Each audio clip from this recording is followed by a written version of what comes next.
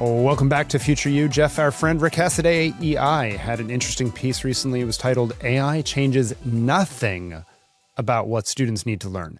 Quote, the disruptive technology of our age will change many things. What schools teach kids should not be one of them. And basically, he sort of recounts how a whole set of people are claiming that, quote, academic content is out, skills and learning and how to think are in. And I know we both loved his list of things that various people have said over the years around how such and such technology changes everything under the banner that everything old is new again. He listed, of course, 21st century skills, critical thinking, communication, collaboration, creativity. I think it's the 4 C's, and showed that the obsession around these things isn't actually all that new. He talked about it back in 1936. Dale Carnegie, wrote How to Win Friends and Influence People. I had one of my daughters read this, by the way, recently. And this was all about these skills. He cited Mark Prensky in the 2000s saying kids were digital natives. That was when I was writing Disrupting Class, actually. And I had to, we resisted that temptation to go the digital native route, which I'm glad about. And then there was the declaration in the 1980s. This is maybe my favorite, about the fax machine, and that we ought to learn that instead of dissecting frogs, to not just learn how to use a fax or photocopier, but to master, quote, the higher skills that will enable students to operate tomorrow's office equipment. In other words, they are learning to learn. And Rick wrote, look, I have no longitudinal data here, but I strongly suspect that graduates who were literate, numerate, and modestly knowledgeable about science fared better over the past 35 years than those even with a dazzling mastery of photocopiers and faxes. So you get the idea. I mean, what I fear is I'm glad, I don't know how old Rick is, but I think he's a little older than we are. And so I just fear that he's going to take one of our predictions like 20 years from now. I know. And I was glad I didn't show up. Right? Yeah. Like put it on the grill like he just did all these other predictions. Look, I mean, he's absolutely right that we tend to, like a lot of things in politics and a lot of things in education, is we tend to take the pendulum and swing it greatly the other way without ever stopping in the middle. And I think that's very true right now around, AI and the skills we think AI is going to be able to do. Now, I will argue that AI is a little bit different than the fax or photocopy machine. It is a much bigger disruptive technology. You might argue differently. No, I agree with you on that, right? So I just think that he's equating it to some previous technologies that were not quite as advanced as AI.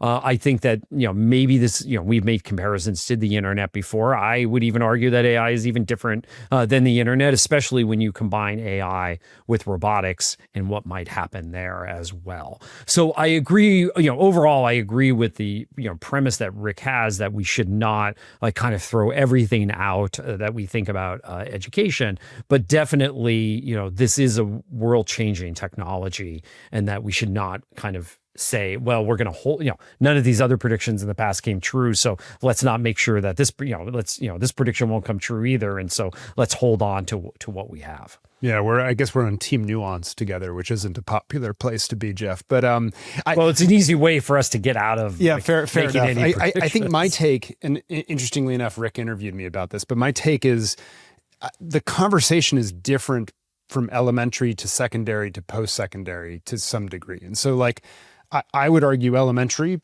theoretically should change very little. I mean, we should do it a lot better than we do right now. But I actually think, learning how to read, learning how to do math, automating fluency, right, of multiplication tables, learning some facts, like those are important things in my mind. I do think as you go into secondary and post-secondary, more experiential learning is going to be important, and more projects and so forth. Doesn't mean the knowledge fades in importance in my mind, because the way you learn skills is in the context of knowledge. It's one of the reasons sort of like I've had challenges with a lot of the skills-based movements that will say like, hey, every job description in every industry lists critical thinking or communication. Let's just learn that. And it's like, well, to learn to think critically in a given domain, you have to know the knowledge and the contents of the domain, right, to be able to demonstrate those things. I do think, the other piece of this, I guess, Jeff, that does occur to me is we may want to make some trade-offs, though, on just like how deep and broad the knowledge that we impart is. And I know I'm going to get a bunch of angry letters saying like memorization's out. I'm not arguing everyone should memorize all 50 state capitals, but I think you ought to know that there are state capitals and here's the function, and perhaps do a couple maps to learn some of them. But although it would be good for trivia night, I guess. It's great for trivia night, right? Yeah. If you're not allowed to use the phone. But right.